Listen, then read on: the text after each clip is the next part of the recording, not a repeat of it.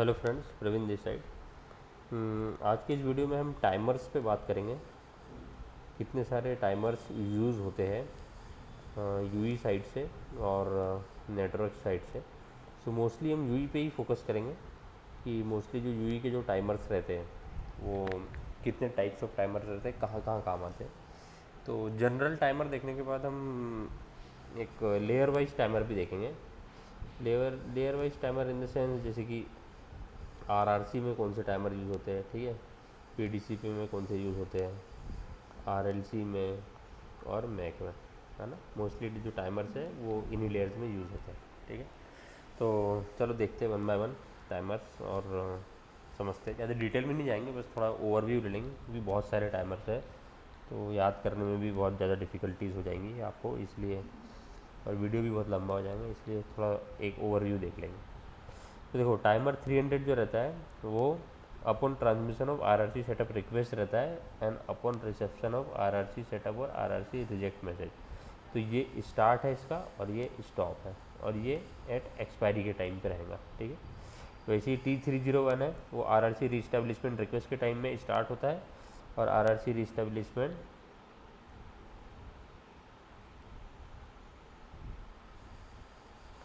RRC reestablishment और RRC setup message as well as the selected cell become unsuitable, ये यहाँ पे stop होता है।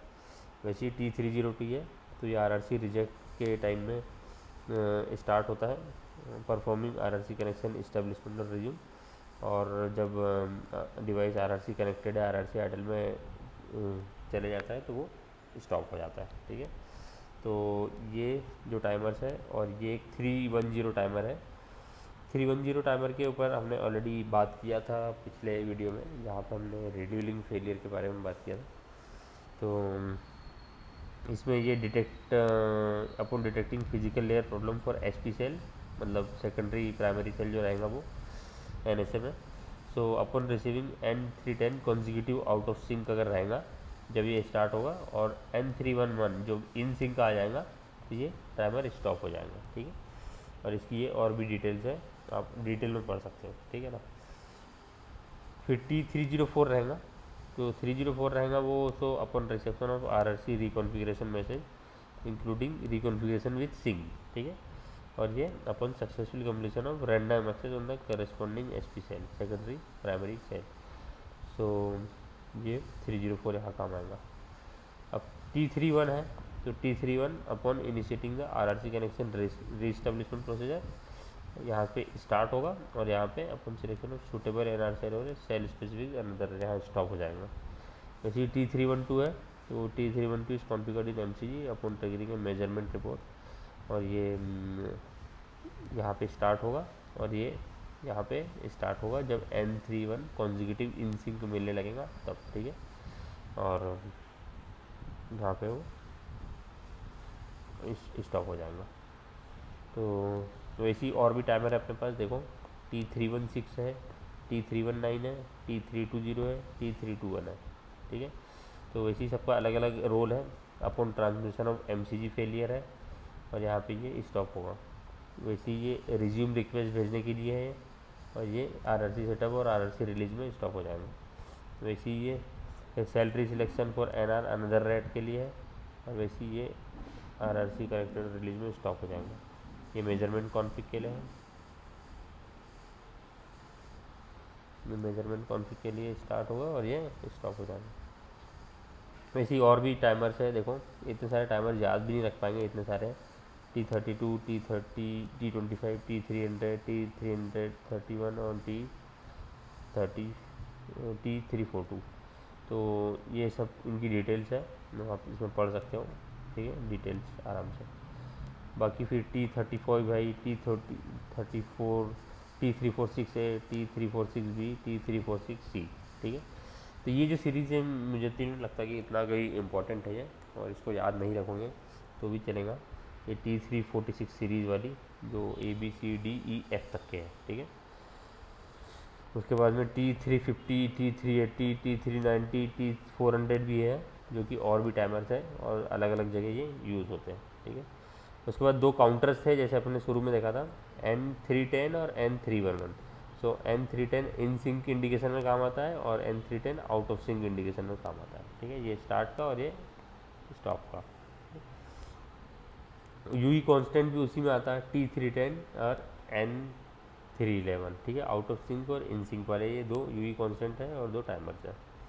अब हम देखो हम PDCP वेरिएबल्स पे आ गए हैं और PDCP टाइमर्स पे आ गए हैं। तो PDCP में कुछ स्टेट वेरिएबल्स है। पहले देखो, the PDCP state variables are non negative integers and take values from 0 to, ये फॉर्मूला है इसका। So PDCP data PDUs are numbered integer sequence number cycling through the field, ये इसका फॉर्मूला है। So where PDC sequence number size can be configured for 12 bits और 18 bits, so the transmitting PDCP entity shall maintain the following state variables. तो इतने जो state variables हैं वो use हो गए PDCP में। अब स्टेट वेरिएबल क्या रहता है, ये डेटा से रिलेटेड रहता है। जब PDCP से कोई भी डेटा जा रहा है या PDCP में डेटा आ रहा है, ठीक है, उस पर डिपेंड करते हैं। तो जो TX नेक्स्ट है, सो इसका मतलब हुआ the transmitting PDCP entity shall maintain the state variable, so the initial value set to 0 and this state variable indicates count value of the next PDCP SDU to be transmitted. ठीक है, कौन सा PDCP SDU कितना count transmitted होगा। वैसे ही RS next में क्या होगा, इसमें एक्सपेक्टेड टू बी रिसीव्ड, कितना PDCP रिसीव्ड होगा। और RX डिलीवरी जो है, this state variable indicates count value for the first SDU not delivered to the upper level but still waited for. और RX रीऑर्डरिंग मतलब this state variable indicate the count value following the count value associated with the PDCP data PDU with triggered reordering. ठीक है, तो ये उसके कुछ वो है। और ये है टाइमर्स। तो अगर आप PDCP के टाइमर्स देखेंगे तो ये है विंडो साइज, PDCP का कांस्टेंट अगर देखें तो विंडो साइज है, ये इसका फॉर्मूला है। ठीक है, कैसे सीक्वेंस नंबरिंग जो साइज़ है PDCP की, जो सीक्वेंस नंबरिंग जो साइज़ है वो कैसे कॉन्फ़िगर होती है। ठीक है, ये विंडो साइज से होती है। So the this constant indicate the size of reordering window. ठीक है, अब ये जो टाइमर्स है, डिस्कार्ड टाइमर और रीऑर्डरिंग टाइमर। तो PDCP में दो टाइप के टाइमर है। तो डिस्कार्ड टाइमर देखो, this timer will be running eight transmitting side of peer PDCP entity configured only DRVs। The duration of the timer is configured by RRC which ranges from 10 millisecond to 1500 millisecond, and in this transmitter a new timer is started upon reception of a SDU from the upper layer।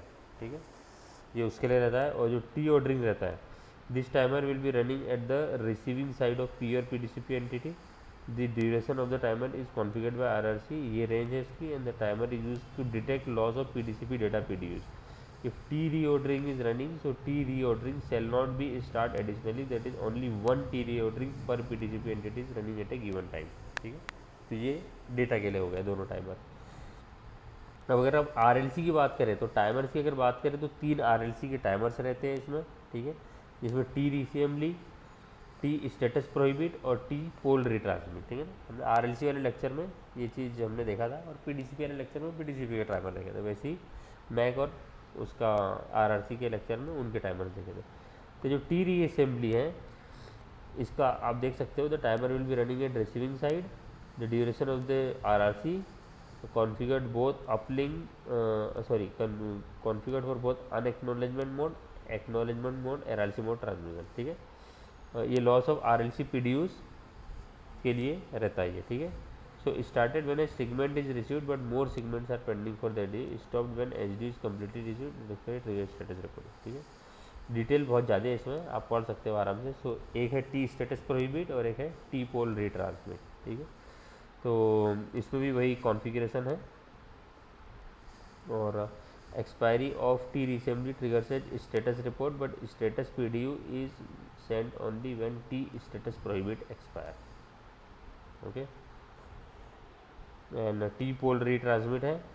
सो ये acknowledgement mode के लिए ही रहता है ये। और ये वाला जो ऊपर वाला जो था T स्टेटस प्रोहिबिट, वो भी एक्नॉलेजमेंट मोड के लिए ही रहता है।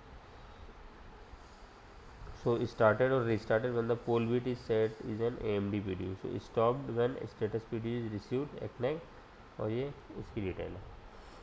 RLC के दो कांस्टेंट हैं, एक एक्नॉलेजमेंट विंडो साइज और एक अनएक्नॉलेजमेंट विंडो साइज। ठीक है, ट्रांसपेरेंट मेड इसमें कोई भी विंडो साइज नहीं रहती है इसमें। तो ये एक्नॉलेजमेंट विंडो साइज की डिटेल है। ठीक है, और ये अनएक्नॉलेजमेंट विंडो साइज की डिटेल है। ठीक है, अब इसके RLC कॉन्फ़िगरेशन कुछ पैरामीटर है। तो जब भी वो जो टाइमर्स यूज़ हो गए, जो 3 टाइमर जो हमने डिस्कस किए उसमें ये पैरामीटर्स भी यूज़ हो गए, मैक्स रिट्रांसमिशन थ्रेशोल्ड, पोल पीडीयू और पोल बाइट। तो ये मैक्स रिट्रांसमिशन थ्रेशोल्ड, पोल पीडीयू और पोल बाइट, ठीक है। आप डिटेल इसमें पढ़ सकते हो, आरएलसी की लेक्चर में हमने अच्छे से पढ़ा था ये सब चीज़ें। अब अगर मैक की बात करूँ तो मैक में देखो DRX ऑन ड्यूरेशन टाइमर रहेगा आपका, ठीक है। सबसे पहले तो जैसे कि DRX साइकिल वाले लेक्चर में हमने पढ़ा था कि DRX जब की साइकिल जब स्टार्ट होती है तो पीरियडिसिटी के हिसाब से DRX ऑन ड्यूरेशन टाइमर काम करता है, और उसके बाद में DRX इनएक्टिविटी टाइमर रहता है, ठीक है। तो DRX में जैसे कि कोई अगर PDCCH अगर मिल गया तो ये DRX इनएक्टिविटी टाइमर स्टार्ट हो जाता है।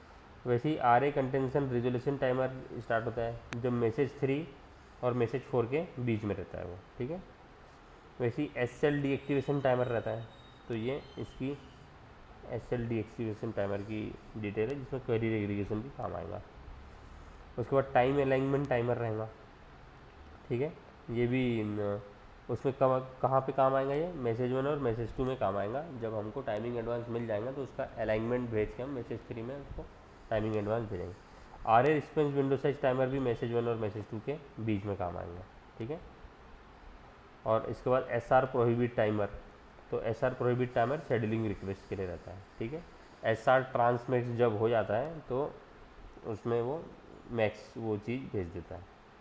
और उसके बाद में पीरियोडिक BSR टाइमर है, ठीक है। कब कब बफर स्टेटस रिपोर्ट भेजना है, पीरियोडिक रहेंगी या रेगुलर रहेगा या पैडिंग रहेगा, ठीक है। उसके बाद रीट्रांसमिशन BSR टाइमर रहेगा, ठीक है। तो रीट्रांसमिशन BSR टाइमर कब बफर स्टेटस रिपोर्ट रीट्रांसमिट करनी है हमको, ठीक है, तो उसका टाइमर है। फिर डेटा इनएक्टिविटी टाइमर है, तो डेटा इनएक्टिविटी टाइमर भी कुछ का मैक का ही पार्ट है। और so the UE may be configured by RRC with a data inactivity monitoring system and the RRC connector. So RRC control data inactivity operation by configuring the timer or data inactivity timer. The status on page status is the MAC entity transmits and MAC HDU logical channel. Okay. उसके बाद में power headroom के लिए 2 parameter है अपने पास, PHR periodic timer और PHR prohibit timer, ठीक है। तो ये दो टाइमर से पावर हेडरूम की रिपोर्ट निकालेंगे। उसके बाद बैंडविड्थ इनएक्टिविटी टाइमर है हमारे पास, ठीक है। कोई भी अगर एक बैंडविड्थ अगर ऐड हुई है तो कितने देर में डीएक्टिवेट होगी और उसके बाद में फिर से एक्टिवेट हो जाएंगी। बीम फेलियर डिटेक्शन टाइमर है हमारे पास, ठीक है। बीम फेलियर डिटेक्शन टाइमर भी है, इसके बारे में भी आप देख सकते हो, पढ़ सकते हो। और वैसे ही फिर बीम फेलियर रिकवरी टाइमर है, ठीक है। तो ये कंप्लीट मैक का पार्ट था, ठीक है। अब मैक में सबसे ज़्यादा टाइमर थे, आप देखेंगे तो सबसे ज़्यादा जो टाइमर्स थे वो मैक में ही थे, जबकि RLC में कम थे और PDCP में भी तो उससे भी कम थे, ठीक है। और RRC में भी आपको टाइमर्स ज़्यादा मिलेंगे। तो जो सबसे ज़्यादा जो आपको टाइमर्स मिलेंगे वो एक मिलेगा RRC लेयर में और एक मिलेगा मैक लेयर में। लेकिन RRC के जो टाइमर्स हैं उसमें आप 4 से 5 टाइमर्स भी अगर याद रखोगे तो भी चलेगा। लेकिन जो PDCP है, PDCP RLC मैक, ये तीनों लेयर के जो टाइमर है वो आपको पूरे याद रखने रखेंगे, क्योंकि ये सबसे ज़्यादा इंपॉर्टेंट टाइमर्स रहते हैं, क्योंकि ये लोअर लेयर्स हैं, ठीक है। तो चलो ठीक है, मिलता हूँ नेक्स्ट वीडियो में।